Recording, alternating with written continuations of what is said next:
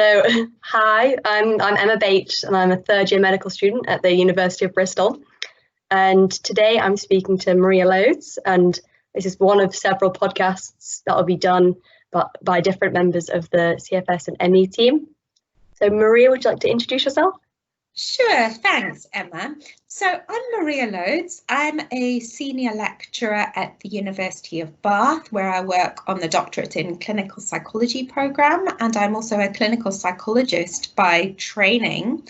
And I have a particular interest in looking at mental health in teenagers with chronic fatigue syndrome, and I've got some funding from the National Institute for Health Research for doing that work.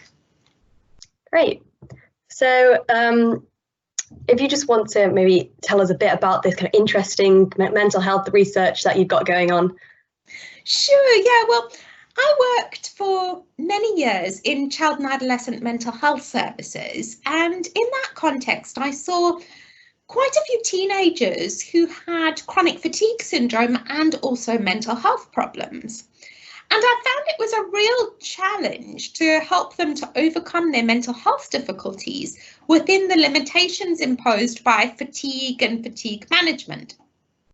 I then worked in a specialist chronic fatigue service and was really struck by how many teens with chronic fatigue syndrome had problems with their mood.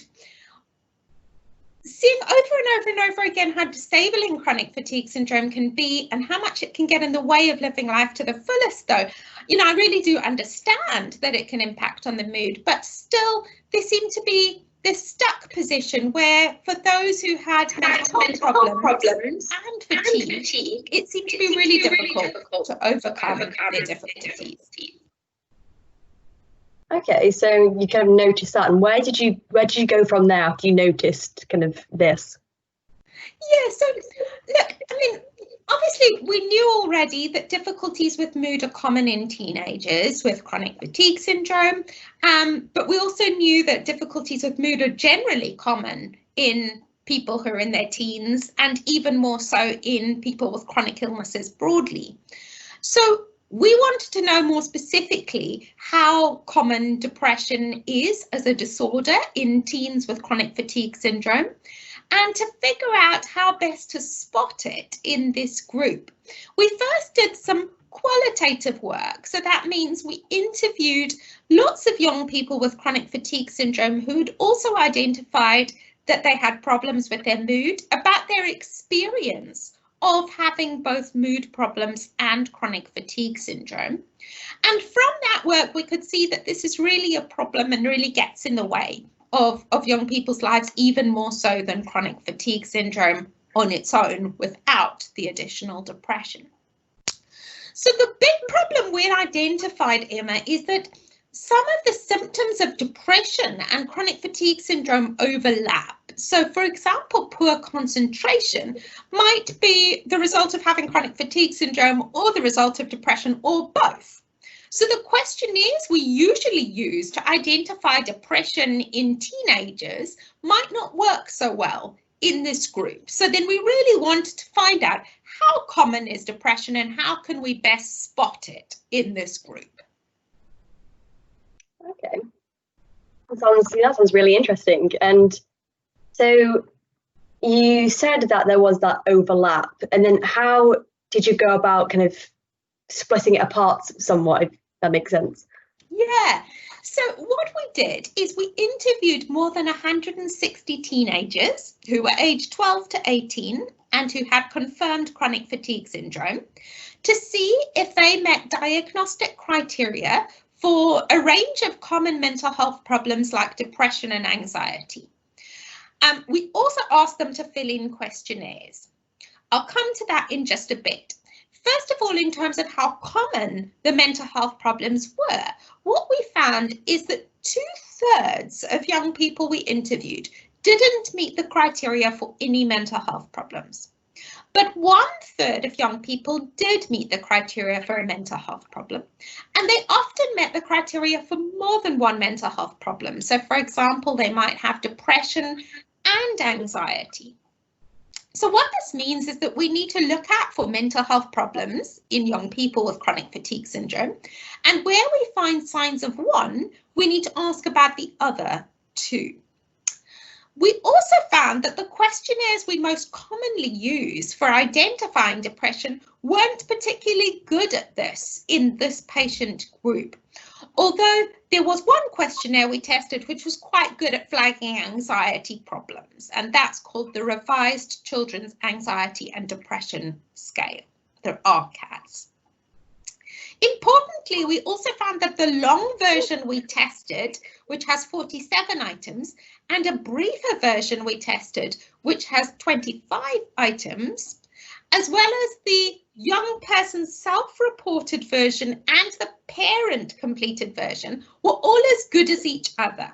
So what this means is that where a teenager might struggle to fill in a long questionnaire, we could use the short version, or we could get their parents to do the parent version without losing out on accuracy. Okay. And what did you find from all of this? So, well, in practice, this has told us a couple of things. It's told us, firstly, that we really do need to look out for mental health problems in this population. So it's told us that actually mental health problems are common. 1 in 3 will have mental health problems, and we need to look out for those and spot those where they're happening. But also it's told us more about how best to use questionnaires. So we now know that we could use this RCADS particularly as the most accurate measure we've got, but also that we really need to pay more attention to how we use questionnaires to look at mood and depression in this population, because we didn't really find a questionnaire that was sufficiently accurate. And so we do need to use questionnaires with caution and to always use them together with a clinical assessment where we're talking through with the young person and their family what's going on for them. Yeah, so rather than just solely relying on the questionnaire. Correct, yeah. Okay. And just thinking, because these podcasts are going to be made for patients with CFS and for their families as well, what could these findings mean in terms of these patients? What could it mean to them? So in practice, it's meant a few things already. In our specialist chronic fatigue service in Bath, we've changed the questionnaires we routinely send out to patients before their first appointment. And these changes are going to mean that there's actually less questions to fill in total. So that's a really good outcome, because we know that even at the best of times, questionnaires are difficult to fill in, but when you're fatigued, that's even more the case. So that's really important. Secondly, we've talked to lots of the clinical teams around the UK who see young people with chronic fatigue syndrome to highlight to them the need to look out for mental health problems that might be running alongside chronic fatigue syndrome, so that we can really ensure that those are picked up at as early a stage as possible and managed as part of the package of care that's provided as an outcome to assessment and treatment for chronic fatigue syndrome. Yeah, so obviously you said it can be used better to do with their treatment. Do you see how these could be used?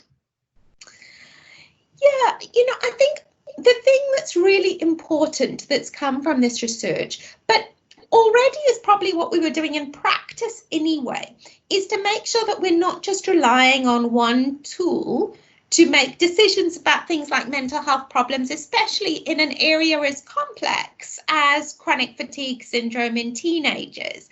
So what we need to make sure we do is to collect lots of different kinds of information about what's going on for the young person. Most importantly, to hear their story of what's going on for them, as well as to hear from their family and possibly from other people who are involved in their lives, like their teachers. Maybe to use our questionnaires as well, but to bring all that information together and to make a really good judgment about what's going on in light of everything together. So I think that's really important. I think, my hope is that by letting teens with chronic fatigue syndrome know that struggling with mental health may be part of their experience and that that's not uncommon, I hope it means that young people who are struggling can feel more able to ask for help sooner, because it's saying it's okay to be struggling and it's okay to be finding things difficult in terms of your mental health. Chronic fatigue syndrome has a massive impact on daily life, so of course this might well impact on how you're feeling. I think going forwards, we also need to really use these findings to argue to the people who provide funding for our specialist services about how important it is to make sure we can provide the best all-round care for young people with chronic fatigue syndrome by continuing to have people like psychologists and psychiatrists in our team, and by linking up with more specialist services for mental health where necessary. So I do hope that this will mean we have better services for those with chronic fatigue who are also struggling with mood going forward. And in future, I'd really like to see different treatments for chronic fatigue syndrome tested, specifically for those who also have mental health problems, so that we can develop the most effective ways of helping these young people to overcome the difficulties that they're experiencing. Yeah, definitely. And do you see kind of this research that you're doing going any further, any more investigations into questionnaires at all? Certainly, we're developing lots of different questionnaires in our service and continuing to test them. So watch this space. I think there are great things coming.